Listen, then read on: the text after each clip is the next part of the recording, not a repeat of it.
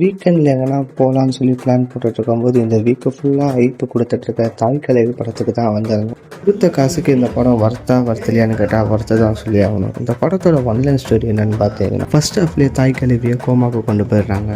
அதனால அவங்க பசங்க 3 பேரும் சொத்தை பிடிக்கிறதுக்காக என்னெல்லாம் பிளான் போடுறாங்க அப்படின்னு சொல்லி தான் இந்த கதையோட ஒன்லைன் ஸ்டோரி. எல்லாத்தோட ஹைலைட் என்னென்னு பார்த்தீங்கன்னா, இன்டர்வலை வந்து விஸ்வரூபம் தீமில் இன்டர்வலை வச்சது தான்.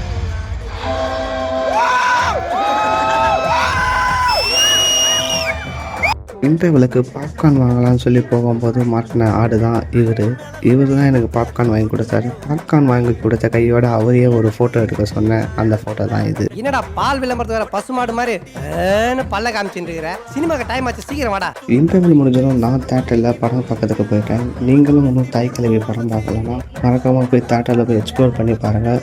படம் தான் இருக்குது.